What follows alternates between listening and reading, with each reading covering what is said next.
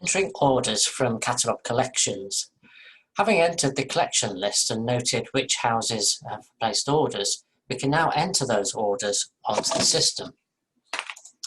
So if we go to orders and add a new order and we select from collection list noted for order, that will then show us a listing of all the catalogue collections that we noted had orders placed against them.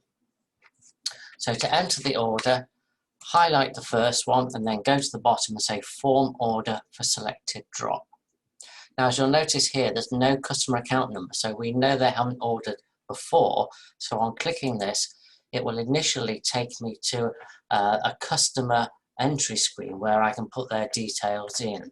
So we get their slip and we enter their details. So this is going to be Mrs. E. Jones. We didn't get a first name, so we just put Jones. Preferred name, so as we put onto their invoice or we phone them, is how we address them. So we're not going to address them as Mrs. E. Jones, we'll probably just say Mrs. Jones. The house number and the road obviously is taken from our catalogue collection, but hopefully they will give us a bit more detail. They'll give the postcode, which we enter in there, and then a contact number. It might be a landline or it might be a mobile. I'll just put our office number in, for example, purposes. Obviously, if they've given you an email, put their email address in as well, and any particular notes. And you can see here the source of the customer is from a drop, from a catalogue drop. If you were setting this customer up outside of a catalogue drop, you might be saying it was from a web inquiry or from a Facebook order or something like that. So once we put as much details we've got from our order slip into there, we click continue, save, and the system goes straight away to form the order. And as you can see there, we've got her name and address collated just for so we can check that that's correct. The next sequential order number is taken, the order date. If you're entering these retrospectively, let's say we actually did this yesterday rather than today, just overtype the date. By default, it's going to take the catalogue that we dropped from the initial catalogue drop, and that types that in there, and then we just say add new item for order. The catalogue code is displayed. If it was a different catalogue, we've got the option to select a different catalogue from there. The item code, so in this case we had 368546. Oops, type that in again. 368546. Then hit the tab key, and we can see there it's picked it from the catalogue. It's page 10, and it's a jar and lid opener, which I can confirm on her order slip. The catalogue price is £3.20. You've got an option if you want to give discount. So if I wanted to give an optional discount, just type in the amount there and it will take the discount off. We'll put it back to that. And how many do they want? By default it'll put 1 in, so we'll leave that as 1. Click finish save, and that adds that onto our order. So if we enter another item, add new item for order, so 4009, hit the tab key, it's the meat tenderizer at £3.40 and they want 1, so that's fine. Click finish. Can you see here also, rather than clicking that button, it's got F5 in brackets. If I hit the function F5 button, it has the same effect as me clicking that. 4223. Microwave potato stamp, want one of those. And 8236. Washing peg bag, we want one of those. Enter that. Now as you're going through this, if you think, oh, I made a mistake there, and you want to change something, simply double click on it. It brings the item back up, then we can either change the code or change the quantity. And just click finish save to go back to that. So we've got our running total of the order value, which hopefully matches their order slip, which in this case it does.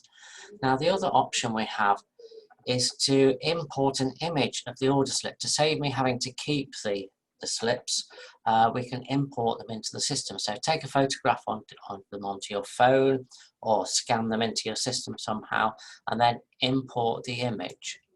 So if we click import, we then select the image that we want. So we want that one there, click open, and you'll see that we get a thumbnail image of it there. Now if I click on that, it will load the full picture, and then we've got a clearer view of the order. So that saves us having to physically keep the order. We can just put them into the system. Once we've entered that, click Save Finished, and we're ready to enter the next order. So again, highlight it, click Form Order for selected drop. Because the customer doesn't exist at the moment, we have to put them in. So this one's going to be Mr. Fred Smith. So we'll address him as Mr. Smith. 8 Village Road. We've got the postcode. We'll just put XXX. Landline number.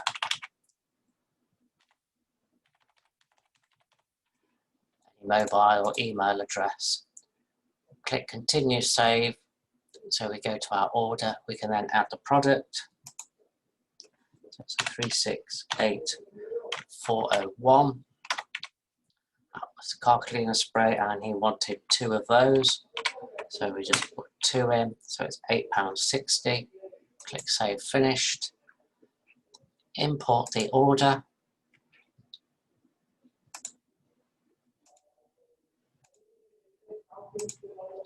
In it goes.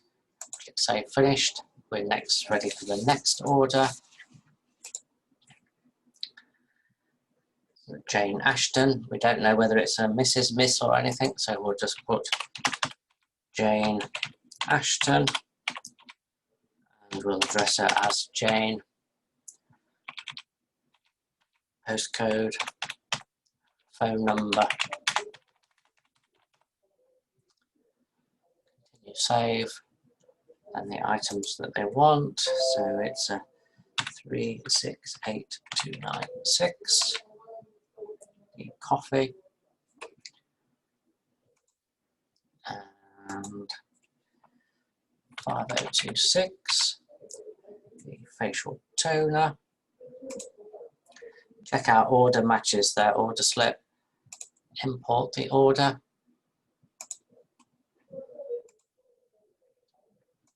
Save Finished. Then we're on to our last one. So this is James Richards, so we'll say it's Mr.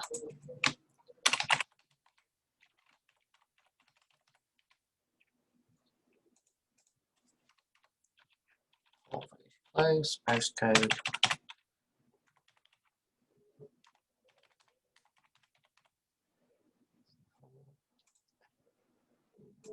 And he wanted the one shampoo.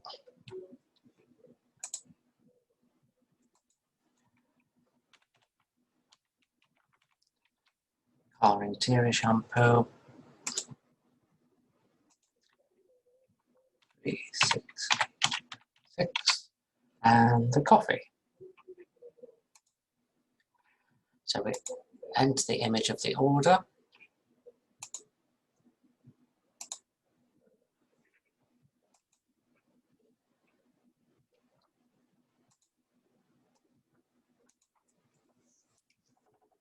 System's just having a little hiccup. Okay, so we save that. Save Finished.